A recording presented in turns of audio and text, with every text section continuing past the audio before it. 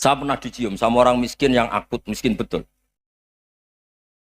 Itu tak ajarin, Anda ini lebih hebat ketimbang orang-orang kaya. Misalnya gini, misalnya ada komunitas rektor atau kiai besar. Saya ini kata orang banyak termasuk kiai besar. Mungkin kalau pinjam uang itu karena mau beli mobil, aksesoris mobil, karena kita kiai tok atau rektor atau orang-orang tok.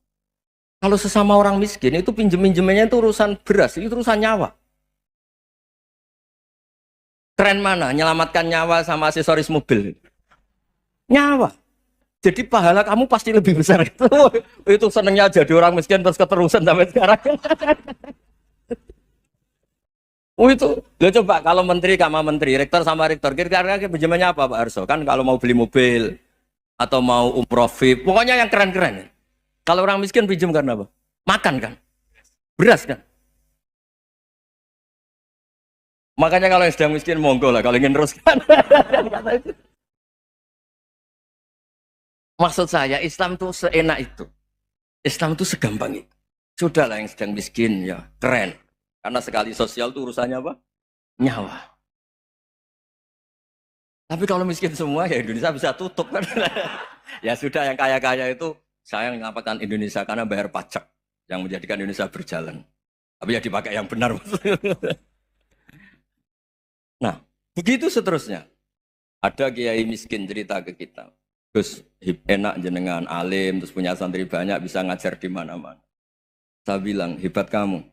Dia hidup di daerah tertinggal. Itu yang diajarkan kan hanya tauhid. Kan nggak mungkin desa tertinggal baca fikih perbandingan madhab. Kan nggak mungkin. Kalau yang kayak Pak Fajar, Pak Sadali kan nggak mungkin. Fikih perbandingan apa? Madhab. Menyorot madhab dunia. Gaya engkek-engkek itu kan nggak mungkin. Tapi pertanyaannya, yang menyelamatkan masuk surga itu tauhid apa perbandingan madhab? Tauhid. Ini hanya mengajarkan fardu kifayah sunat-sunat. Ini Anda mengajarkan fardu ain. Surganya dulu kamu. Oh terus senangnya jadi kayak gitu. Karena yang diajarkan apa? Tauhid. Sementara kita yang gaya-gaya ini ajarkan perbandingan apa? Madhab, studi banding ke Al-Azhar kemana-mana. Ini enggak tauhid. Dari orang nyembah pohon jadi nyembah Allah Ta'ala. Keren enggak? Keren. Jadi terus kiai desa sama saya senangnya bukan karena tak bela. Tapi ada yang agak kurang ajar tanya saya. Kalau itu hebat kenapa Gus gak mau jadi kiai desa? Waduh. Wah ya repot kalau pertanyaan. Terus tak jawab, kalau saya jadi kiai desa, kamu ngangsu ilmu dari mana coba? Ya dari jenengan. Ya kalau sama gobloknya ada bisa. Ya sudah Gus aja yang jadi kiai besar. Maksud saya, ya sudahlah kita begini seperti yang saya ajarkan di sini, saya sarankan supaya orang itu tahu. Nah, ini namanya diroyah, apa? Makanya kata Imam Ghazali itu kalau kamu ingin sopan gampang melihat anak kecil, wa aqallu minni dzamban, dia dosanya lebih kecil. Karena masih kecil kan, tentu secara dosa enggak banyak. Kalau melihat orang yang tua, wa aktsaru minni ibadatan, dia tentu ibadahnya lebih banyak karena umurnya lebih banyak. Sehingga terus semua orang lain tuh di depan kita itu hebat. Ya semua orang lain sama misalnya Pak ini rektor, Pak Fathul Wahid rektor, tanggung jawabnya lebih banyak, berarti pahalanya lebih banyak. Tapi sama, ketika melihat Nyon Sewu melihat pegawainya yang secara lahir di bawahnya, ini tanggung jawabnya nggak banyak, pasti salahnya juga enggak. Itu yang diajarkan Rasulullah SAW, sehingga enak. Tapi kalau kita melihat orang lain selalu salahnya, itu pecundang. Allah saja tidak seperti itu kan, amal baik ya ada khairan, amal buruk ya ada saron, semuanya dilihat oleh Allah Subhanahu wa Ta'ala. Saya tuh punya teman Gus, agak beling, agak seenaknya. Dulu miskin. Wah itu seenaknya betul. Kayak kenal Tuhan sudah. Tak tanya, kenapa kamu seenaknya? 1 bulan tuh labanya bisa 200 juta sampai 500, sampai 1 miliar. Saya itu Gus, setelah duha itu perkembangannya bagus. Duha, salah duha itu. Saya pernah miskin kan kata apa? Ingka dari rezeki fisama apa? Wa ingkana qalilan ya kalau fisama fa anzilhu, terus wa ingkana qalilan fakasirhu, kalau sedikit perbanyak. Ini trennya sudah benar semua. Nah, wa ingkana apa ya haroman fatahirhu, kalau haram yang kau sucikan. Makanya saya seenaknya kalau qalilan sudah fakasiru, paling trennya yang enggak benar juga fatahirhu kata Mas. Dia yakin kalau yang enggak benar-benar sudah disucikan Allah, karena yang lain-lain sudah Dari miskin sudah kaya, qalilan sudah fakasiru. Paling yang haroman juga sudah fatohiru gitu. Tak tanya, lah kamu kok tahu? Polanya sudah ada Gus, karena sang qalilan. Kamu sembrono sama Tuhan kok begitu kan? Tapi apapun itu seneng saya. Seneng saya sering salah teh, makanya saya mohon yang sekarang miskin sedang miskin itu ya ndak usah nyesal banget-banget. Kalau ingin kaya monggo lah, namanya orang juga ingin. Tapi Anda harus bangga. Sosial antar kalian adalah urusan nyawa dan itu pahalanya luar biasa.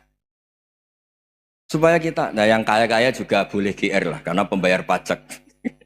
Dan itu bisa menyelamatkan apa? Indonesia Raya. Begitu seterusnya. Itu yang diajarkan Nabi, antawadhu hatta la yabghiya ahadun ala ahadin. Kamu semua harus tawadhu sehingga antar kalian tidak saling tidak sopan, tidak saling liar, tidak saling mendolimi. Termasuk tadi sikap gak jelas tadi. Orang dolim yang sekarang dolim bisa saja tobat, yang sekarang soleh bisa saja nanti. Semuanya tuh mungkin. Kita diajari ya muqallibal qulub tsabbit qalbi ala dini. Jadi keliru kalau kita dalam banyak hal harus tegas, gak mesti. Al halalu bayyinun wal haramu bayyinun. Tapi ada wa bainahuma umurun mustabihat. Ada yang wilayahnya itu abu-abu. Misalnya ada perempuan cantik misalnya, contoh paling gampang. Kalau kamu ajari secara serius kamu bisa aja tergoda jadi fitnah. Jadi kalau orang soleh gak berani ngajarin kemudian digunakan orang fasik malah menjadi orang nakal, kita juga tanggung jawab. Kamu mau tegas gimana? Wilayahnya sama-sama mungkin. Wilayahnya sama-sama mungkin. Yang dekat pejabat mungkin terkontaminasi KKN. Tapi kalau pejabat gak dekati orang soleh, punya perilaku yang gak soleh, yang repot juga Indonesia kan. Nah hal-hal seperti itu kita tidak perlu ngambil sikap. Maksudnya nggak usah ngambil sikap, ya kita buktikan kalau milih satu madhab, kita buktikan semuanya lebih baik, semuanya lebih bermanfaat, semuanya lebih berperadaban. Karena nggak bisa dihindari wabena humain.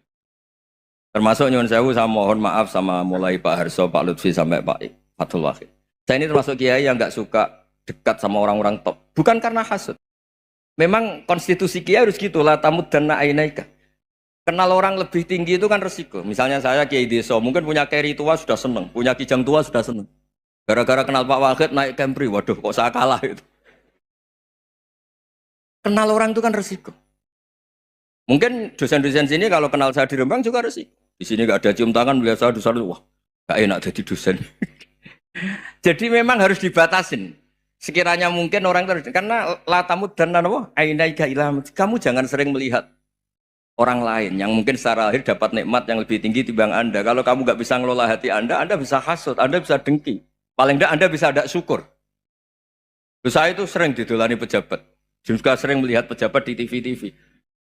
Naik mobil aja ada yang naikkan. Bahkan kalau wudhu itu anduk aja ada yang bawa.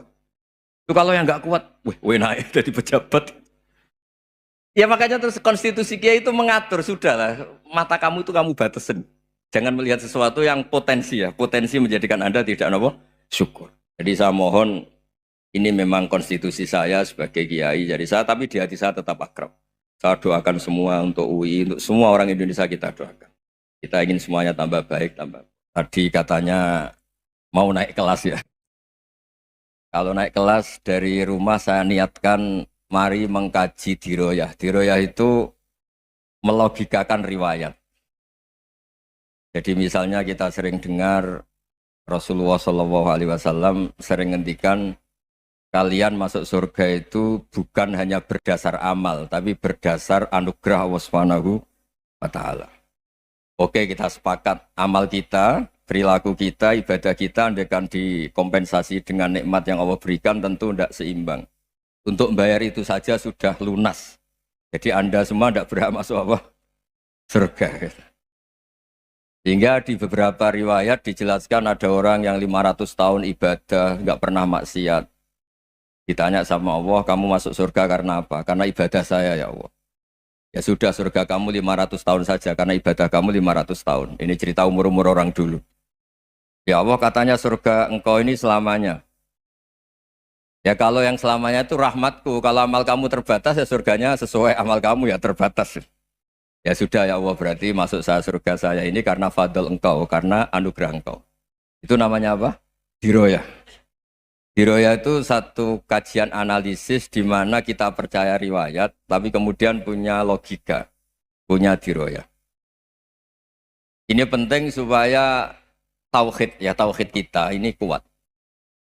Jadi dulu ada orang yang sangat cerdas, namanya Jubair bin Mut'im. Dia saking cerdasnya, juga kaya, juga tokoh, dikirim sebagai delegasi pembebasan Asra Badrin, tawanan Badar.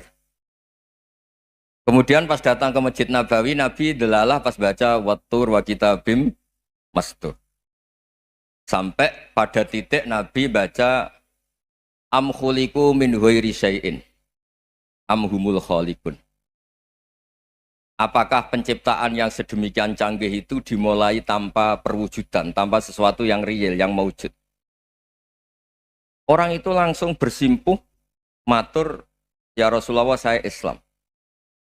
Kada qalbi yatir, hampir hati saya, otak saya, pikiran saya itu terbang. Karena logika yang dibangun ateisme misalnya, kalau alam raya ini dimulai dari nihilisme, berarti logikanya apa? Al-adamu yakhluqu maujudan. Alam raya ini kan maujud. Maujud itu ada. Kalau yang lebih dulu itu ketiadaan, berarti ketiadaan menjadi sebab kewujudan. Kalau dalam bahasa Arab itu al-adamu yakhluqu maujudan. Sesuatu yang harusnya nggak jadi faktor karena ketiadaan, menjadi faktor sesuatu yang nyata. Itu kan nggak masuk akal.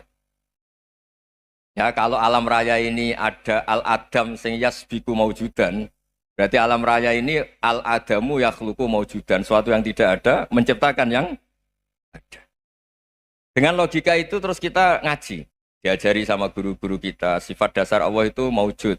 Wallahu maujudun qadimun. Terus masuk.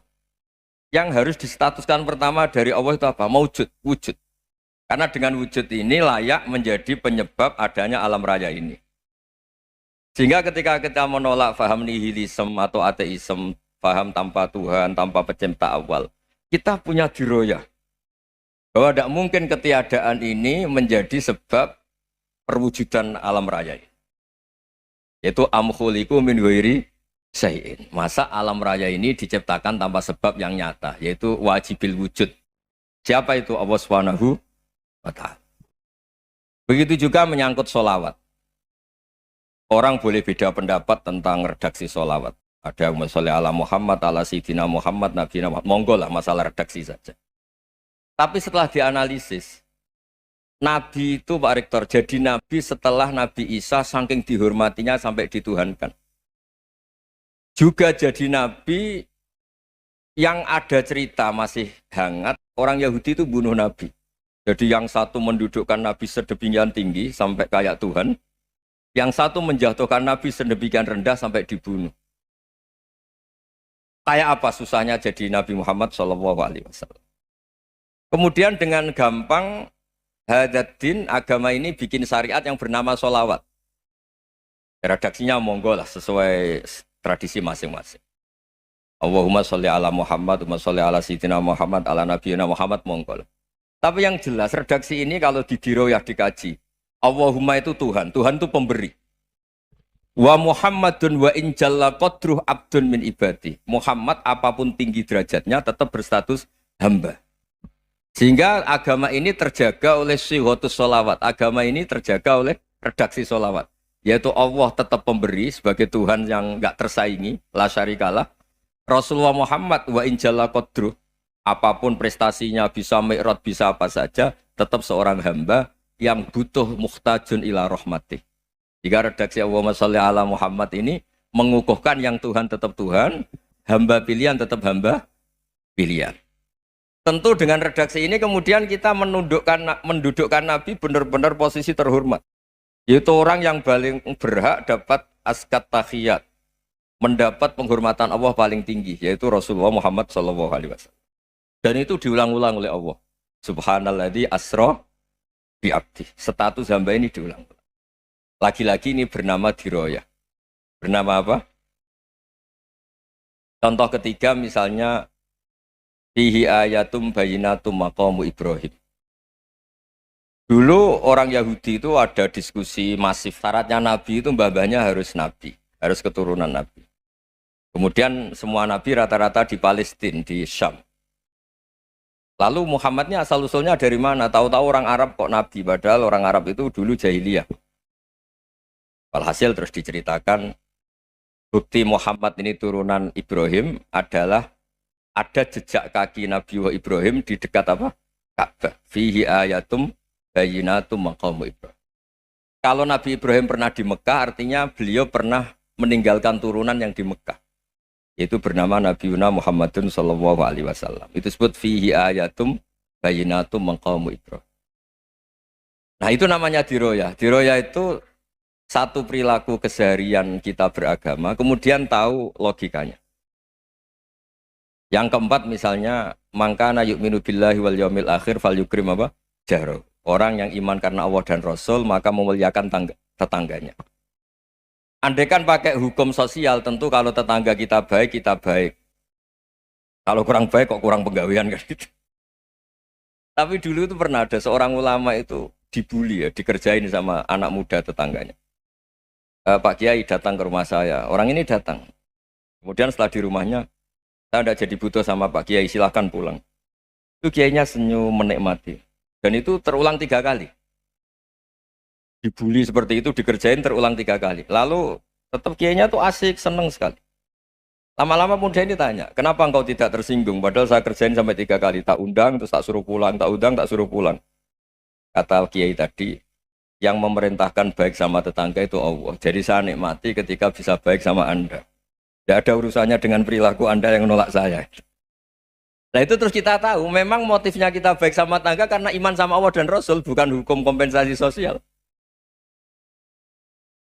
Jadi kalau mau diteruskan Pak Rektor, saya ngajar di sini ya karena perintah Allah itu orang alim harus ngajar, bukan karena perintah Rektor. Kalau diteruskan. Ya saya mohon juga gitu, para dosen, para karyawan di sini, kalau nggak khianat dengan UI itu karena takut sama Allah, jangan takut sama Rektor. Kalau Anda baik juga karena Allah, jangan baik karena apa? Rektor. Bagaimanapun ya semua kita ini makhluk. Makhluk itu la yadurru wa la yanfa. Begitu juga melihat Indonesia. Melihat saya ini kan ikut di UI itu lama sekali, ikut sama Profesor Zeni, dari Profesor Zeni nulis tafsir. Mungkin Pak Hersoyo tahu banyak, dulu Pak Lutfi ya tahu banyak. Tapi saya memang nggak pernah terbuka karena ya memang nggak ingin sebenarnya. Kondisi ini kondisi darurat. Sehingga saya tahu cara berpikir Profesor Zaini, ya tahu komitmen beliau pada UI. Dan pendiri UI memang ya banyak yang dari tokoh NU, Muhammadiyah, dari tokoh-tokoh ormas yang lain memang didirikan banyak orang. Hingga UI memang nggak milik ormas apa tertentu. Dari satu sisi memang baik, nggak dikuasai ormas tertentu. Tapi nanti kalau keterusan ya nggak berbentuk. Ya sudahlah dikelola saja. Sambil-sambil jelas, sambil-sambil kadang nggak jelas, yang penting ikhlas tadi. Karena kalau terlalu asobia itu jadi repot. Kita ini yang nekuni fikih itu tahu, kalau tidak kuno itu madhabnya Hanafi. Kuno itu madhabnya Syafi'i. Tahu-tahu seakan-akan Imam Syafi'i itu NU, Imam Abu Hanifah itu Muhammadiyah. Padahal ini orang-orang yang sebelum NU dan apa? Muhammadiyah. Jadi kalau kita yang nekuni ilmu itu biasa saja dengan perbedaan. Tapi kalau orang-orang yang nggak siap dengan perbedaan itu sampai Allah disifati Ta'ala itu tidak terima. Padahal Ta'ala itu maknanya Maha Luhur, yang Maha Agung. Jadi ada seorang kiai kebetulan pidato pertama Pak Rektor. Assalamualaikum warahmatullahi ta'ala wabarakatuh. Di mubalik kedua ini nggak terima karena itu dianggap bid'ah ada ta'ala. Hanya dia bilang Assalamualaikum warahmatullahi ta'ala wabarakatuh. Itu saking asobiahnya itu Allah ditambahi ta'ala itu tidak terima. Padahal ta'ala itu maknanya Maha Agung. Nah itu kan jadi repot kalau asobia gitu. Kalau kita ngadepi perbedaan itu biasa saja. Karena kita mungkin bacanya banyak, lihat hal-hal seperti itu ya. Berkuahnya nggak jelas itu menjadi orang tuh bijak. Ini sekarang nakal, jangan-jangan nanti jadi orang baik. Yang sekarang baik, jangan-jangan suatu saat jadi tidak baik. Semua orang introspeksi. Nggak ada jaminan kalau kita sekarang baik akan baik terus. Nggak ada jaminan kalau kita sekarang buruk akan buruk terus. Sehingga terus banyak kiai-kiai bijak itu memang lahirnya nggak tegas, tapi nggak tegas itu yang menjadikan bijak, karena sama-sama mungkin.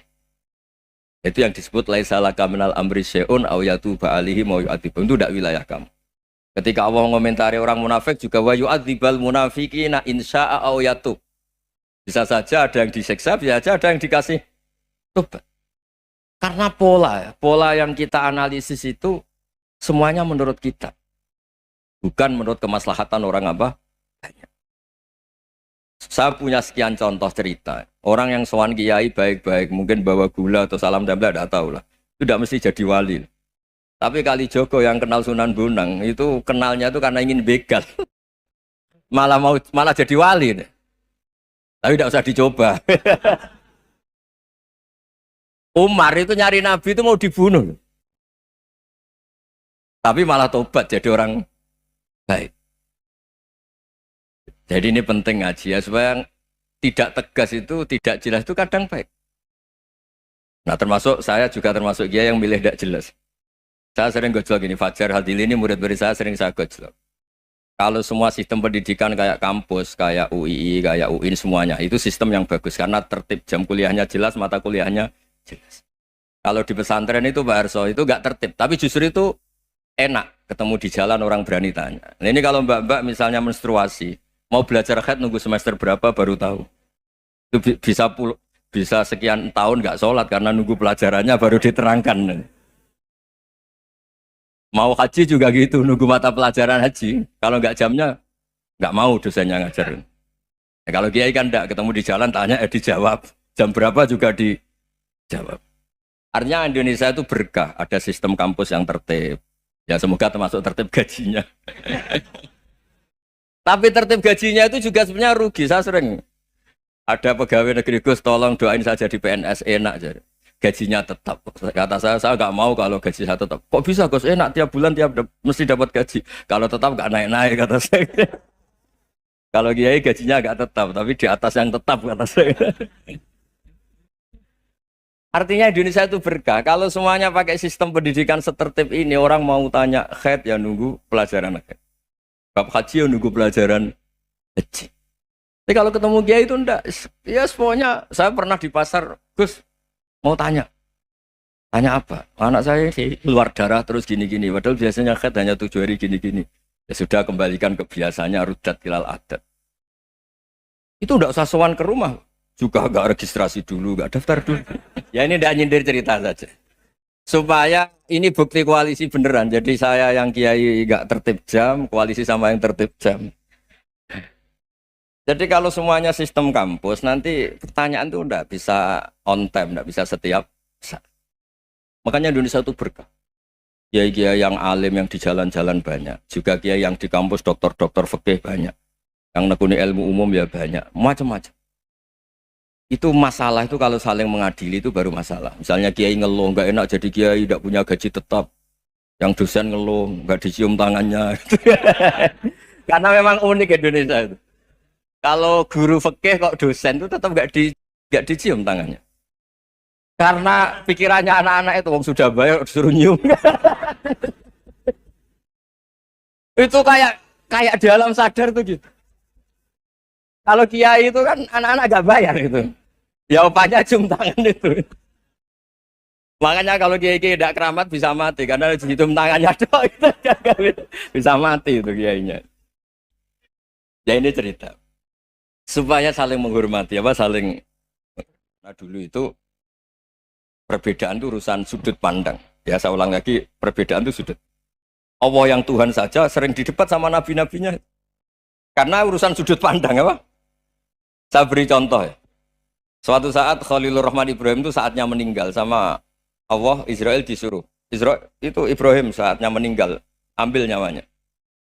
Setelah datang ke Ibrahim, ya Khalilur Rahman Ibrahim, saya disuruh nyabut nyawa Anda. Itu Israel dipaksa mikir sama Ibrahim. Hal ra'aita khalilan yumitu khalilah. Kamu tahu orang yang mencintai kemudian bunuh yang dicintai. Itu logika agak benar. Akhirnya Israel kan gak biasa debat. Kan gak dilatih debat. Gak pernah ikut lomba UI debat ilmiah. Dia taunya nyambut nyawa aja. Kembali ke Allah. Ya Allah, kata Ibrahim, hal ra'aita khalilan yumitu khalilah. Masa kekasih bunuh yang dicintai ya. Tapi kata Allah santai. Bilang ke Ibrahim, hal ra'aita habiban yakrahu ayyalqa habibah. Masa katanya dia cinta saya kemudian ketemu saya tidak berani. Israel mater lagi. Logikanya gini Ibrahim, masa yang dicintai sama yang ketemu yang dicintai enggak berani. Ya udah ketemu aja. Katanya yang meninggal itu. Artinya kamu bisa saja GR tidak mati-mati karena merasa dicintai. Atau ingin mati karena mencintai. Nah, maksud saya hal-hal seperti ini orang UI pasti gak jelas. Katanya cinta Allah suruh mati ya nggak mau. Nggak jelas kan? Dibilang nggak cinta juga nggak mau. Tapi dibilang cinta kalau ukurannya mati juga nggak mau. Nah, tapi dalam banyak hal nggak jelas itu penting, Pak Rektor. Penting sekali. Buatan Buyan, saya beri contoh sekian ilmiah, nggak jelas itu penting.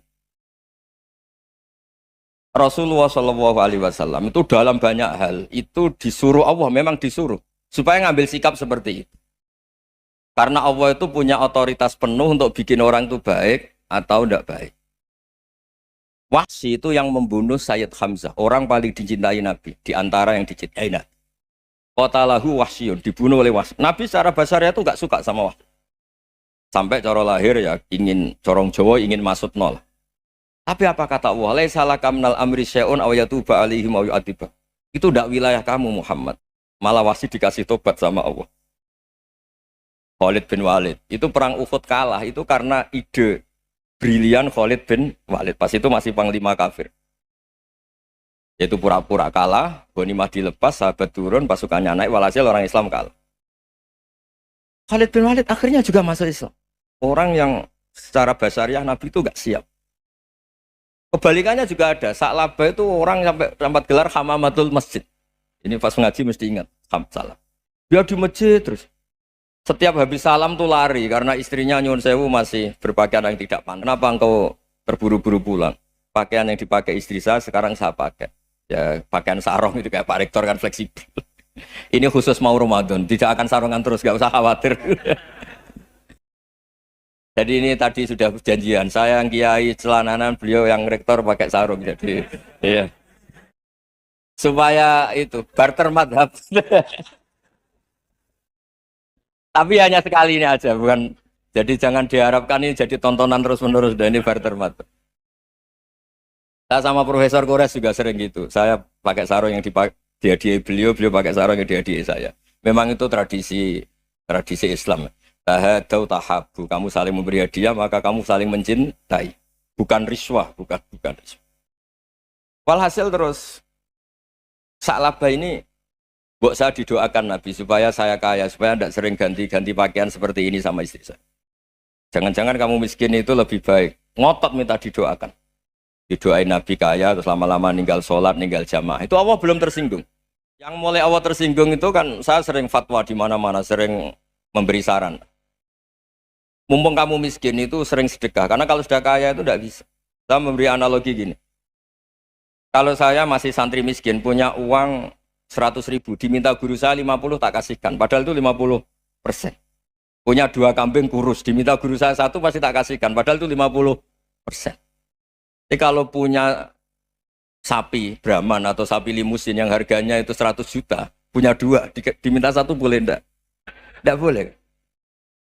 Saya punya motor butut 2, diminta teman saya 1 boleh. Tapi kalau Davidson Harley itu nggak boleh. Nah, walhasil itu kalau kita miskin, misalnya kita zaman kuliah atau zaman mondok atau zaman apa saja, punya uang 100.000, nartik temannya sampai 50.000 kan biasa. Tapi setelah 1 miliar, berani nggak kamu kasihkan 500 juta? Sama-sama 50%. Enggak kan? Nah, Sa'labah gitu, ketika zakat masih per 40 kambing 1 kambing, itu sebenarnya kan masih ringan. 41, 82. Kambingnya itu sudah mabenal jabalen. Barang dihitung zakat karena sudah ribuan, jumlahnya sampai 400 kambing. Banyak lah pokoknya. Terus kata Sa'labah, ini pemerasan. Karena jumlahnya besar. Allah tersinggung karena nabinya dianggap narik zakat itu dianggap khorot, dianggap pemeras. Allah tersinggung kemudian fa'aqobahum nifakon fi qulubihim ila yaumil. Dia ditedir munafik. Semenjak itu terus tadi kembali gak jelas tadi. Jadi kalau makanya itu pakar-pakar akhlak ya, pakar-pakar etika peradaban. Itu tertampar betul ketika Nabi urusan ilmu itu mengabaikan itu kalau sudah urusan ilmu.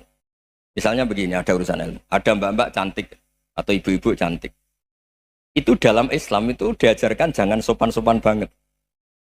Kata Nabi, karena kekuatan ilmu itu di atas kekuatan akhlak, di atas kekuatan adab. Ya nisa an-nabi lastunna ka ahadim minan nisa. Ini taqaitunna fala takhdu'na bil qaul. Fayatma alladzi fi qalbihi maradun. Misalnya ada mbak-mbak cantik, menarik, kemudian sopan misalnya sama Pak Fajarin sama dosen-dosen. Monggo binara. Wah itu bahaya pikirannya kemana-mana itu. Orang yang imannya pas-pasan, wih berarti mau. Maksud saya kalau cantik, menarik ketemu di jalan biarin aja dosennya mau kemana biarin aja. Gak usah dihormatin. Kalau dihormatin, Pak mau kemana sadarian mau bisa bahaya ya. Nah, biarin aja. Kalau tanya, Dek ini alamatnya mana? Cari sendiri Pak. Karena hanya dengan cara itu si Pak dosen ini gak kepikiran. Gak ada orang suka orang kedus itu gak akan. Tinggal sudah cantik, sopan. Wah bisa pikirannya macam-macam. Itu ilmu. Fala takhdu'na bil qaul. Kamu jangan terlalu lirih kalau ngomong. Fayatma alladzi fi qalbi maradun. Orang yang pikirannya masih kotor pasti berpikir yang negatif. Anda mungkin demi sopan sama dosen Anda. Tapi sejauh mana dosen Anda juga berpikir positif. Itu kan uji iman sama uji nyali. Nah, sama pejabat yang sopan sama kiai mungkin punya Alphard, punya Robicon, punya terus bawa uang banyak. Terus sama kiai cium tangan hormat. Jangan-jangan kiainya yang pikirannya macam-macam. Ini berarti bisa jadi muhibbin potensial misalnya. Nah, saya ini termasuk kiai yang pengagum ilmu. Sehingga saya sama orang yang medit, yang kikir sama saya itu saya senangnya bukan main. Kenapa? Karena kalau orang medit itu gak berhak. Kalau orang lomo 1 juta minta surga, 2 juta ya minta apa? Surga. Gus, salam template. 200.000 aja kadang minta surga. Tapi kalau yang kikir-kikir ya sudah salaman tok sudah. Gak minta apa-apa kan dia tahu diri, nggak bayar kok minta. Maksud saya Islam itu luas, dinikmati saja, Pak. Dinikmati saja. Nah itu diroya, maksudnya itu diroya. Diroya itu kamu tahu aturan Islam itu kamu harus yakin khairihi wa syarrihi minallah. Semua itu ujian, tapi kemudian dikaji. Makanya saya ini termasuk pengagum Imam Syafi'i. Imam Syafi'i itu dikasih tahu. Ada orang yang di depan engkau cium tangan hormat tuh di luar ngomong-ngomong, ngata-ngatain Anda. Imam Syafi'i tertawa-tawa sewenang. Loh, ada ini dikata-katain di luar kok. Kok tidak kamu anggap munafik malah tertawa. Berarti saya wibawa, di depan saya nggak berani. Dianggap enteng saja. Dibilangin, sebagian orang kampung sini nggak suka sama engkau. Baguslah, tidak akan pinjam uang sama saya. Di mana-mana orang pinjam minta tolong tuh karena seneng. Kalau benci kan enggak. Intinya dianggap enteng saja. Yang terjadi di dunia itu semuanya dianggap enteng saja. Man asa ilaika faqat atlakoka. Yang berburuk sama kamu itu membebaskan kamu. Coba kalau akrab, titip. Ya misalnya akrab sama Pak Fajar. Bilangkan ke Pak Rektor, sangkat atau jadi guru tetap atau apa kan ribet. Kalau tidak cocok kan nggak minta apa-apa. Makanya hati-hati Pak Rektor sama yang akrab-akrab itu. Itu dulu saya juga nggak paham. Di antara wasiat Bapak yang sering diulang-ulang tuh itu. Suatu saat kamu jadi kiai, ngelola orang nggak seneng tuh gampang. Sudah, situ orang lain. Tapi kalau ngelola orang nggak orang seneng tuh repot. Mintanya aneh-aneh. 100.000 aja minta surga. Hanya teman tenis saja minta naik jabatan. Intinya itu ya sudahlah dikelola. Yang seneng ya berkah, mungkin teman berjuang, teman diskusi. Yang nggak seneng ya berkah, karena ini tidak minta macam-macam, tidak seneng. Nah itu namanya diroya. Diroya itu satu kajian keilmuan yang menjadikan kita ini nyaman dengan riwayat-riwayat, panduan-panduan dari Rasulullah Shallallahu Alaihi Wasallam. Kayak tadi. Kenapa sih tentang baik sama tetangga, baik sama tamu? Hitung-hitungannya itu mangkana yu'minu billahi wal yaumil. Ya, ngoten mawon. Assalamualaikum warahmatullahi wabarakatuh.